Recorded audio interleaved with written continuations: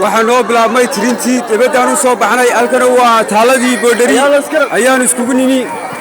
saadarkasan waa ka weeye waa saaka waa dibadaan loo soo saaray taaladii baan iskugu nimi waxa dadku walaalaha kama dhawa uu soo socdaa tirintii halkay ka dhici doontaa halka waxa ka soo xaadiray dad tiradoodu kor u dhaaftay saaka xisbiga ka farxadiisa madax tirsiga dad tiradoodu ay kor u dhaaftay 7,000 oo qof waad aragtaa isha macallina waad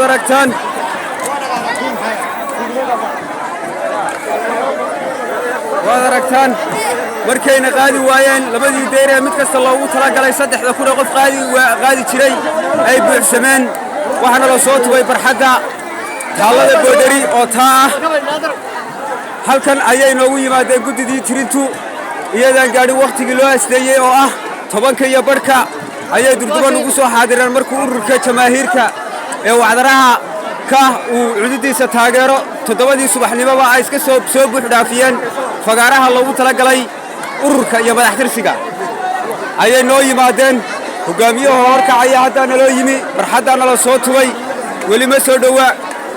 way buuxaan weli dareerkii way buuxaan farxaddaanu tumannahay dadku inta kuwa koobna waa kuwan qaar baa iga dambeeya meel kasta waa la saaran yahay waa maasha allah waa guul weli dadku way soo socdaan way soo gaadhin weli dadku soo socda ka waran jawigaaga ama maanta dareenkaaga maxaad ku cabiri lahayd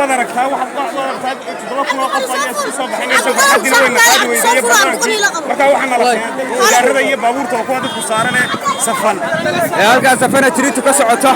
waa taa madaxii tirintu halkaasay ka bilaabantay waynu arki doontaa weli alaan waa la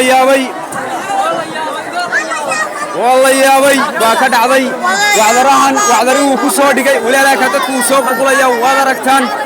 wacdaruhu ku soo bandhigay gobolada galbeedka sida Boorama iyo Hargeysa saaka berbera waxa la timi wacdara ka cusub ama cudud ka badan cududii hore ama taageeradii hore ururka ka waa ururka kaliya ee aan magaalada Layma wax basa oo haddii la idinkeed leeyahay laga soo qaado uu ka soo qaato gobolada sida Boorama ama Hargeysa halka ururada kale ay ku soo daabulayeen ilaa xalay magaalada berbera basas tiradoodu gaarayso 300 oo qof waad aragtaa saaka berbera isha macallina weli alaan waad aragtaa dadku soo qulqulaya meel kasta waa camiran tahay meel kastaaba